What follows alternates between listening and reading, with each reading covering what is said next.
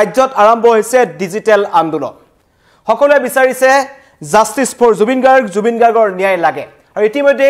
social মিডিয়াত সকলোৱে লিখিবলৈ আৰম্ভ কৰিছে আৰু প্ৰথম কথা এই কথা গৰিমা শইকীয়া গাৰ্গ যিদিনাখন জুবিন ক্ষেত্ৰত উপস্থিত হৈছিল হুকাই কান্দিছিল আৰু তেওঁ কৈছিল যে মোৰ মানুহজনক ন্যায় দিব লাগে আৰু আপোনালোক সকলোৱে #JusticeForJubinGarg লিখক আৰু সৰকাৰ তথা যে আমাৰ শাসকীয় পক্ষ আছে তেওঁলোকে যাতে অতি শীঘ্ৰে সমগ্ৰ ঘটনাৰ তদন্ত কৰে আৰু জুবিন গাৰ্গৰ কেনেকৈ মৃত্যু হ'ল কি পৰিস্থিতিত জুবিন গাৰ্গ আমাৰ মাজত নোহোৱা হ'ল কেনেকৈ নোহোৱা হ'ল তাত কিবা ৰহস্য আছে নেকি যিমান প্ৰশ্ন আমাৰ মাজত আছে সকলোবোৰ উদ্ঘাটন হ'ব লাগে কিন্তু এদিন দুদিনকৈ 25টা দিন পাৰ হৈ গ'ল জুবিন গাৰ্গৰ মৃত্যুৰ ৰহস্য ভেদ হোৱা নাই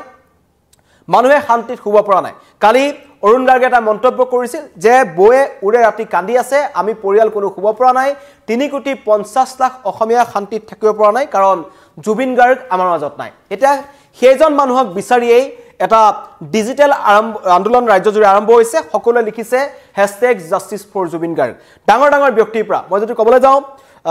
মুম্বাইৰ প্ৰসিদ্ধ সংগীত শিল্পীৰ পৰা আৰম্ভ কৰি জুবিন গাৰ্গৰ আশে-পাশে থকা সকলোৱে সাধাৰণ মানুহ সকলোৱে এটা #JusticeForJubinGarg লিখিছে এটা প্ৰবল দাবী উঠিছে এটা ডাঙৰ দাবী উত্থাপন হৈছে যে 10 দিনৰ ভিতৰত 10 দিনৰ এটা ডেডলাইন দিছে 10 দিনৰ ভিতৰত জুবিন গাৰ্গৰ ন্যায়ৰ দাবী তুলি গৰিমা গাৰ্গেও কালি সামাজিক মাধ্যমত এটা পোষ্ট দিছিল যে 10টা দিন 2002 চনৰ বিয়াৰ সময়ৰ এখন ফটো তাত তেওঁ সংলগ্ন কৰিছিল আৰু তেওঁ লিখিছিল যে 10 দিনৰ সময়সীমা দিয়া হৈছে 10 দিনৰ ভিতৰত আমাক ন্যায় দিয়ক পৰিয়ালটোৱে কান্দিছে জুবিন গাৰ্গৰ ভগ্নী পামি বৰঠাকুৰ পৰা আৰম্ভ কৰি তেওঁলোকে সকলোৱে লিখিছে যে আমাক ন্যায় লাগিবই আৰু জুবিন গাৰ্গলৈ শ্ৰদ্ধাঞ্জলি জনাই তেওঁলোকৰ কাহিলীপাৰা ঘৰত যিমান মানুহ আহি আছে অগণন গুণমুগ্ধ জুবিন গাৰ্গৰ ঘৰত ভৰি আছে আগতে যেনেকে দাদা জীয়াই থাকোতে যেনেকে মানুহ তালৈ আহিছিল পুৱাৰ ভাগৰ পৰা মানুহে ভিৰ কৰিছিল এয়া হৈছে এজন প্ৰকৃত শিল্পী মানুহৰ শিল্পী এজন তেওঁ যি কয় যে মই ৰজা আছিলো সঁচাকে এতিয়া সকলোৱে তেওঁ অবৰ্তমানত সেই কথা মৰ্মে উপলব্ধি কৰিছে যে হয় আমাৰ ইয়াত এজন ৰজা আছিল যিজন আমাৰ মাজতে আছিল আমাৰ আশে-পাশে ঘূৰি ফুৰিছিল তেওঁ কোনোদিন নিজকে জহাই ফুৰা নাছিল কিন্তু তেওঁ সকলোৰে হৃদয়ৰ এটা কোণত তেওঁ আছিল তেওঁৰ কাৰণে এটা বিশেষ স্থান প্ৰত্যেকজন অসমবাসীৰ হৃদয়ত আছিল আৰু সেইজন মানুহ যেতিয়া নাইকিয়া হৈ গ'ল এতিয়া ৰাজ্যজুৰি ডিজিটেল আন্দোলন আৰম্ভ হৈছে কাৰণ এনেকুৱা নহয় আৰু জুবিন গাৰ্গৰ যিসকল অনুৰাগী প্ৰকৃত অনুৰাগী জেজি লিখা সকলোকে মই প্ৰকৃত অনুৰাগী বুলি ক'ম আজিৰ তাৰিখত কাৰণ এটা সময়ত এই জেজি লিখা মানুহখিনিক বহুত মানুহে বিভিন্ন সময়ত সমালোচনা কৰিছিল এতিয়া জুবিন গাৰ্গ যেতিয়া নোহোৱা হ'ল বা 19 ছেপ্টেম্বৰৰ পিছত আমি দেখিছো যে জুবিন গাৰ্গৰ অনুৰাগীসকল আটাইতকৈ সংযমী হৈ আছে তেওঁলোকে দাদাৰ নামটো জুবিন গাৰ্গৰ নামটোত যাতে কোনো ধৰণৰ দাগ নপৰে তাৰ কাৰণে গৰিমা গৌৰ কথা শুনি কোনো ধৰণৰ তেওঁলোকে উদ্ভণ্ডালি কৰা নাই তেওঁলোকৰ এটাই কথা যে আমাক ন্যায় লাগে #JusticeForJubinGarg তেওঁলোকে সেইটো কথাই লিখিছে আৰু তেওঁলোকৰ স্পষ্ট দাবী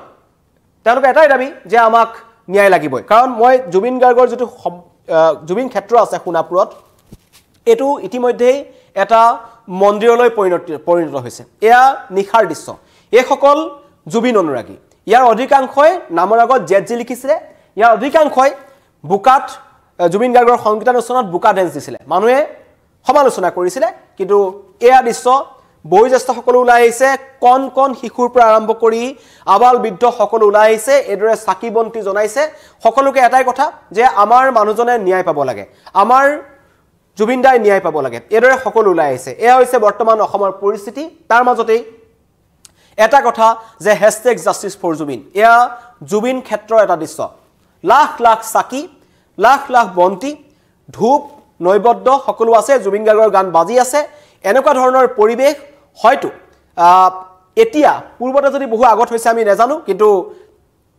যেতিয়াৰ পৰা আমি দেখিছো এনেকুৱা ধৰণৰ পৰিবেশ আমি দেখা নাই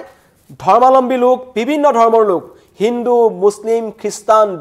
জৈন যি আহিছে সকলো নিজাবীয়াকৈ আহি তাত তেওঁলোকৰ প্ৰাৰ্থনা কৰিছে জুবিন গাৰ্গৰ ন্যায়ৰ কাৰণে তেওঁলোকে নেদেখাজনৰ ওচৰত প্ৰাৰ্থনা কৰিছে এনে দৃশ্য সহজ নহয় সুলভ নহয় আসলে এনেকুৱা দৃশ্য সকলোৱে আহিছে এয়া এটা এজন ব্যক্তিক শেষ স্থান নে এটা মন্দিৰ আসলে ধৰিব নোৱাৰি এই ধৰণৰ এটা স্বতঃস্ফূৰ্ত সহাৰি ওলাই আহিছে আৰু 3,50,00,000 মানুহে এটা বিচাৰিছে যে আমাক ন্যায় লাগে আৰু এই ন্যায়ৰ কাৰণে আমি এটা আন্দোলন আৰম্ভ কৰিব লাগিব যাৰ নাম হৈছে ডিজিটেল আন্দোলন কাৰণ এতিয়া সোশ্যাল মিডিয়াৰ যুগ আমি কেৱল অসমতে সীমাবদ্ধ হ'ব নালাগে আমি দেখিছো প্ৰধানমন্ত্ৰী নৰেন্দ্ৰ মোদীৰ পেজ হওক গৃহমন্ত্ৰী অমিত শাহৰ পেজ হওক ৰাজনাথ সিঙৰ পেজ হওক সকলো মন্ত্ৰী নেতাৰ সকলোৰে পেজবোৰত এতিয়া ডিজিটেলি পেজসমূহত #JusticeForJubin সকলে লিখিবলৈ আৰম্ভ কৰিছে আৰু এই হ্যাশট্যাগটো সকলে আৰম্ভ কৰিব লাগে আৰু এই অনুৰোধ কৰিছিল গৰিমা শইকীয়া গাৰ্গে আৰু ৰজা নথকা অৱস্থাত কালি এজন যুৱকে লিখিছে যে ৰজা নথকা অৱস্থাত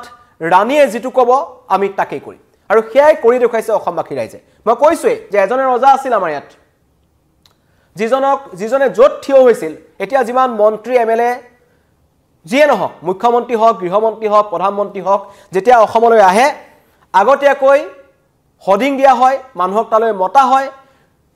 তেওঁলোকৰ বিভিন্ন ধৰণৰ আঁচনিৰ মানুহ আহে আৰু আহি তেওঁলোকৰ ভাষণ শুনে কিন্তু এনেকুৱা এজন মানুহ ইয়াত আছিল যিজন মানুহ য'ত থিয় হৈছিল তাত হাজাৰ হাজাৰ মানুহ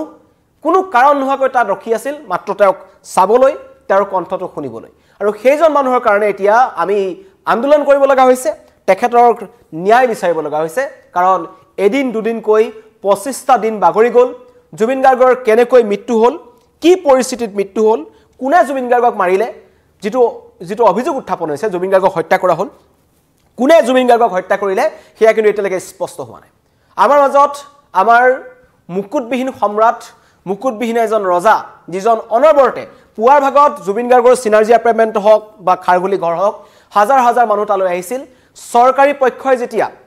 তেওঁলোকক সহায় জনোৱা নাছিল তেতিয়া কিন্তু এইজন মানুহৰ ওচৰলৈ মানুহবোৰ আহিছিল আৰু সেই সকল মানুহে আজি তালৈ ওলাই আহিছে আসল কথাটো হৈছে হেতু জুবিন গাৰ্গে লাখ লাখ টকা কোটি কোটি টকা দি মানুহক আঁচনিৰ জৰিয়তে সহায় কৰা নাছিল কিন্তু যিকেইজন মানুহক সহায় কৰিছিল যিমান মানুহক সহায় কৰিছিল তেওঁলোকে আজি মৰ্মে মৰ্মে উপলব্ধি কৰিছে কাৰোবাৰ চকু ঠিক কৰি দিছিল কাৰোবাৰ এখন ভৰি নাছিল সেই ভৰিখন জুবিন গাৰ্গে নিজা প্ৰচেষ্টাত লগাই দিছিল কাৰোবাৰ পঢ়িবলৈ টকা নাছিল জুবিন গাৰ্গে সেই টকা দিছিল জুবিন গাৰ্গ ব্যতিক্ৰম আছিল জুবিন গাৰ্গ সাধাৰণ নাছিল এতিয়া সকলোৱে অনুভৱ কৰিছে জুবিন গাৰ্গ হয়তো ভগৱানৰ এজন প্ৰিয় পুত্ৰ আছিল তেওঁ আহিলে যি কাৰণে আহিলে আৰু এটো এটা ডাঙৰ কথা আলেকজেণ্ডাৰৰ ক্ষেত্ৰত এটো হৈছিল আহিলে খুব কম বয়সত গুছি গৈছিল আহিলো জিকিলো গুছি গলো একেটা কথা জুবিন গাৰ্গৰ ক্ষেত্ৰত প্ৰযোজ্য হয় আহিলে গান গালে সকলোকে মুহিলে আৰু হঠাৎ নাইকিয়া হৈ গুছি গল আৰু এয়া হৈছে এনেকুৱা মানুহবোৰ এনেকুৱা বিশাল কাম লৈ আহা যিমান ডাঙৰ কাম থাকে কাৰণ 52 বছৰ বয়সত জুবিন গাৰ্গে যিখিনি কাম কৰিছে সেয়া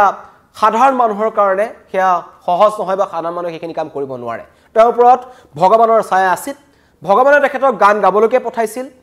ঈশ্বৰ প্ৰদত্ত এটা কণ্ঠ আছিল ঈশ্বৰ প্ৰদত্ত তেখেতৰ কিছুমান জ্ঞান আছিল যি জ্ঞানেৰে তেওঁ আমাক সংগীতৰ ভঁৰাল চহকী কৰি থৈ গ'ল আৰু সেই মানুহজনৰ এতিয়া আমি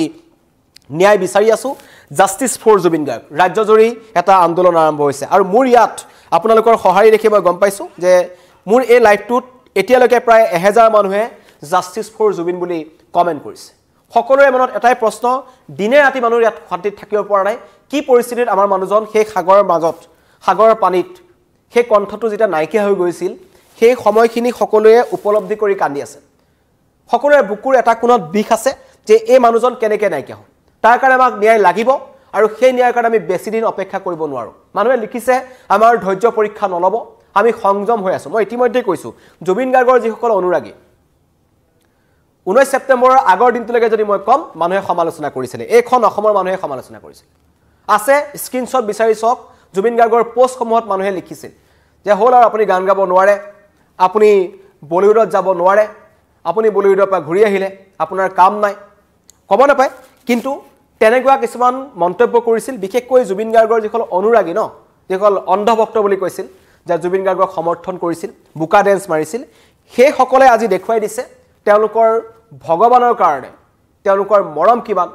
সেই ভগৱানৰ কাৰণে তেওঁলোকে কি কৰিব পাৰে আৰু ইমান উদন্ত লৰাখিনি এই সময়ত ইমান সংযম হৈ আছে তাৰ এটাই কাৰণ আমাৰ জুবিন গাৰ্গ জুবিনদাৰ নাম কোনোৱে বদনাম কৰিব নিবিচাৰে জুবিন গাৰ্গৰ নাম কোনোৱে বিপথে পৰিচালিত কৰিব নিবিচাৰে কোনোৱে জুবিন গাৰ্গক লৈ ৰাজনীতি নিবিচাৰে এটাই কথা সকলোকে ন্যায় লাগে সকলোৱে ন্যায় বিচাৰিছে জুবিন গাৰ্গৰ অবৰ্তমানত এতিয়া জুবিন গাৰ্গৰ অবৰ্তমানত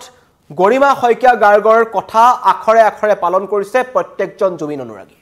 এয়া হৈছে আমাৰ জুবিন অনুৰাগীৰ এটা দৃষ্টান্ত তেওঁলোকে কি কৰিব পাৰে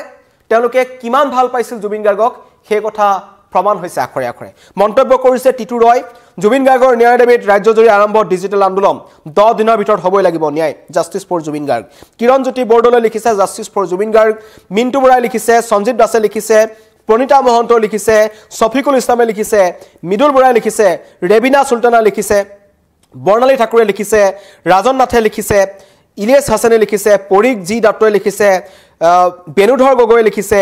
অসীম হাজৰিকাই লিখিছে হাজাৰ হাজাৰ কমেণ্টে ভৰি পৰিছে মোৰ লাইফটো কাৰণ ৰাজ্যত ইতিমধ্যেই ডিজিটেল আন্দোলন আৰম্ভ হৈ গৈছে জুবিন গাৰ্গৰ ন্যায় লাগে আমাক 10 দিনৰ ভিতৰত যেটো গৰিমা শইকীয়া গাৰ্গে লিখিছিল বা কৈছিল যে আমি বেছি দিন অপেক্ষা কৰিব নোৱাৰো আমি থাকিব পৰা নাই আপুনি ভাবক জুবিন গাৰ্গৰ যেটো সিনাৰ্জি এপাৰ্টমেণ্টৰ ঘৰ আছে যেটো এপাৰ্টমেণ্ট আছে কাহিলিপাৰাত তাত 19 সেপ্টেম্বৰৰ পৰা আজিলৈকে যদি যায় এতিয়াও তাত লালি নিচিগা ভিৰ কোনে জুবিন গাৰ্গৰ তাত অহা মানুহক আপ্যায়ন কৰিছে সেইটো কোনোৱে নাজানে কাৰণ তেওঁ ৰাইজৰ মাজত আছিল ৰাইজে তেওঁৰ কাৰণে সকলো কৰিছে জুবিন গাৰ্গে কৈ থৈ গৈছিল এটা কথা মই ৰাইজৰ মাজত থাকো ৰাইজ মোৰ লগত থাকিব আৰু সেই কথা আখৰে আখৰে প্ৰমাণ হ'ল যিজন মানুহ গোটেই জীৱিত কালটোত তেওঁৰ আখে পাখে হাজাৰ হাজাৰ মানুহ ঘূৰি ফুৰিছিল শেষ যাত্ৰাত সমগ্ৰ বিশ্বই দেখিলে যে শিল্পীক আমাৰ মানুহে কিমান ভাল পাব পাৰে এজন শিল্পী যেটো সময়ত বলিউড তথা আমাৰ অসমৰ একাংশ শিল্পীয়ে